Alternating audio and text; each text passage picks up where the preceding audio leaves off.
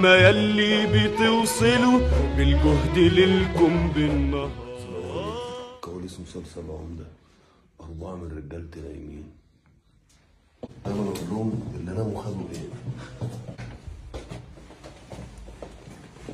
اصحى منك ليه يا عمال الهمة يا عطار الهمة، الهمة يا عطار الهمة يا صباح. كل سنة وانتم طيبين، رمضان كريم.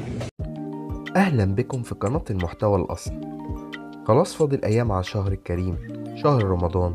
اللهم بلغنا رمضان وكل عام وأنتم بخير. في حلقة النهاردة هنتكلم عن مسلسل جعفر العمدة اللي بيرجع بيه النجم محمد رمضان مع المخرج محمد سامي في تعاون جديد بعد النجاح اللي قدموه في مسلسل الأسطورة في 2016 ومسلسل البرنس اللي كان مكسر الدنيا في رمضان 2020. هنتكلم النهاردة عن القصة وأبطال المسلسل وكمان القنوات النائلة ومواعيد بالساعة. بس قبل ما نبدأ وكالعادة هقولك صلي على الحبيب محمد عليه أفضل الصلاة والسلام، وانزل اعمل لايك للفيديو ده علشان نكبر مع بعض، واشترك في القناة لو أول مرة تسمعني. مسلسل جعفر العمدة بيعود بيه النجم محمد رمضان بعد آخر مسلسل كان غريب جدا وأحداثه كانت ملخبطة جدا، مسلسل المشوار. بس السنة دي أنا بأكد لكم إن مسلسل جعفر العمدة هيكون مختلف. هتقولي اشمعنى؟ هقولك لأنه بيعمل المسلسل ده مع المخرج محمد سامي، وطبعا كلنا عارفين إن محمد سامي أخرج أكتر من عمل ناجح، وكانت بدايته مسلسل آدم مع النجم تامر حسني في 2011، وكان المسلسل محقق نجاح كبير جدا.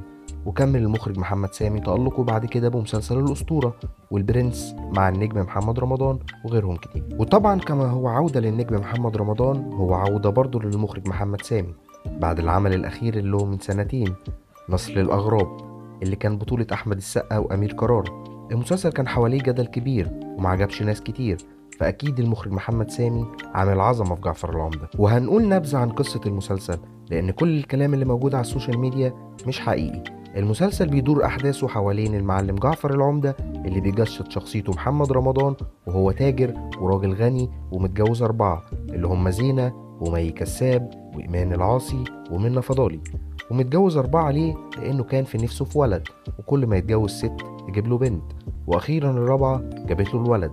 لكن الفرحة مش بتكمل والولد بيتخطف في أول المسلسل، وبعد 22 سنة بيعرف جعفر العمدة إن ابنه عايش وبيدور عليه لغاية لما يوصله، وبيبان إن نسايب جعفر العمدة هم اللي خاطفين الولد عشان الميراث. بس اللي بأكدهولك إن الأحداث هتكون غير ما احنا بنتكلم خالص، وهيكون المسلسل قوي جدا.